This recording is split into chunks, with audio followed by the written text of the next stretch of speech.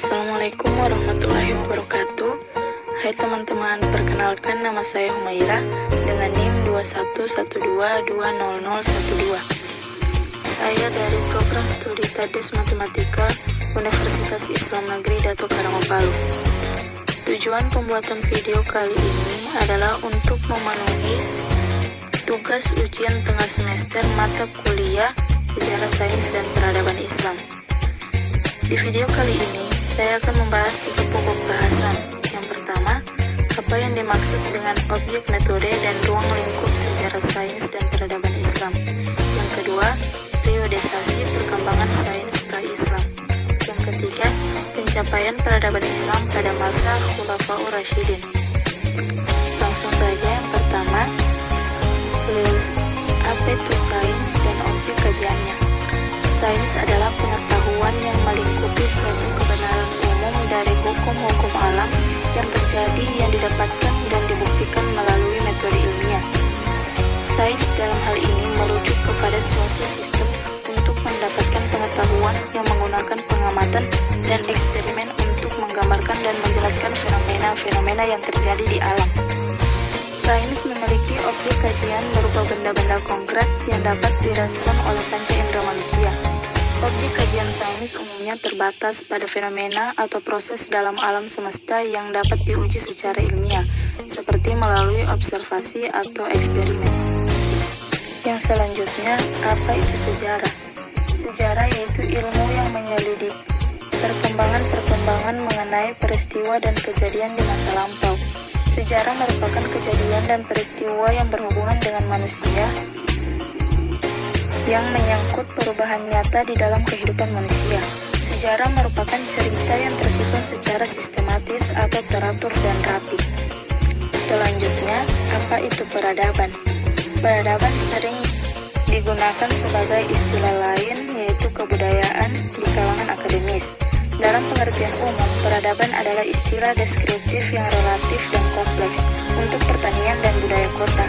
Hal ini karena peradaban awal yang terbentuk ketika orang mulai berkumpul di pemukiman perkotaan di berbagai belahan dunia. Baik, yang selanjutnya ruang lingkup sejarah sains dan peradaban Islam. Mata kuliah ini berfokus pada pembahasan tentang sejarah perkembangan peradaban Islam dan sains secara komprehensif yang bersifat analisis dan logis, pendekatan historis, kebudayaan dan sosial politik ekonomi, serta pengembangan keilmuan dan keterampilan dalam bidang sejarah Islam. Kita beralih ke pokok bahasan yang kedua, yaitu periodisasi perkembangan sains pra-Islam. Yang pertama, Romawi kuno. Romawi kuno adalah sebutan bagi peradaban bangsa Romawi yang dibangun sejak sekitar tahun 800 sebelum Masehi. Peradaban ini dibangun dan dikembangkan oleh masyarakatnya di wilayah Semenanjung Apennina atau sekarang dikenal sebagai Italia. Perkembangan Romawi dipengaruhi oleh kondisi geografisnya yang berada di wilayah strategis, yaitu di kawasan Laut Tengah, sehingga cocok untuk perdagangan. Selain itu, lokasinya yang dikelilingi 7 bukit membuatnya aman dari serbuan bangsa asing.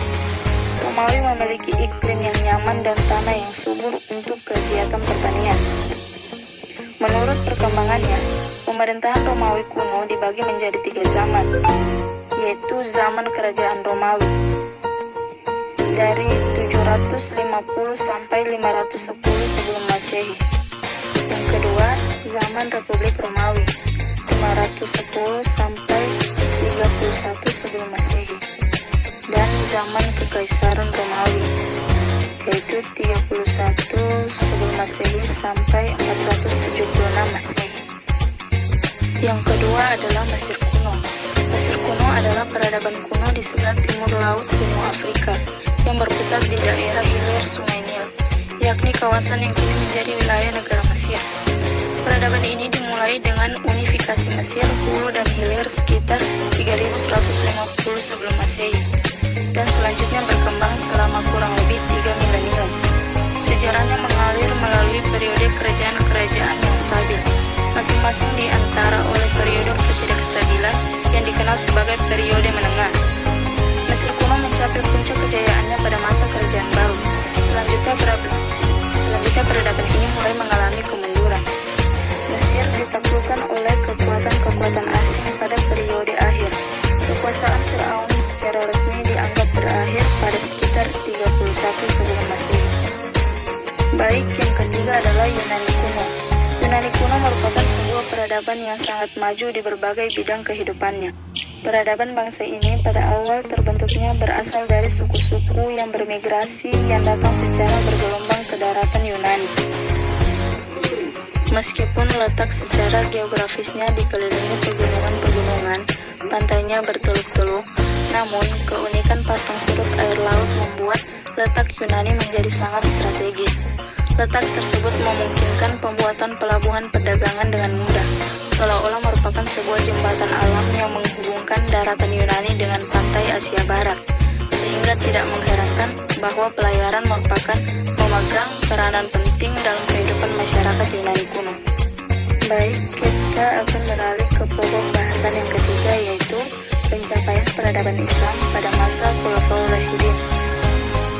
Yang pertama, pada masa Abu Bakar As-Siddiq, di antaranya pemberangkatan pasukan Usama bin Zaid sesuai dengan pesan Rasulullah. Yang kedua, melakukan peperangan dengan kaum orang-orang murtad. Yang ketiga, penaklukan Islam di berbagai wilayah. Baik, selanjutnya pada masa Umar bin Khattab, melakukan pengembangan di bidang ilmu perekonomian, kestabilan politik dan sistem pemerintahan, melakukan pengembangan di bidang ilmu pengetahuan, dan penaklukan wilayah untuk perkembangan Islam.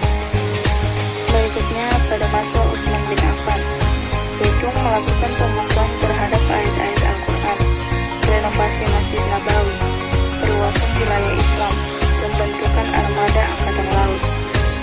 Lanjut pada masa Ali bin Abi Thalib, yaitu menjadi pemimpin armada perang, membenahi keuangan negara, dan memajukan ilmu bahasa. Itu letak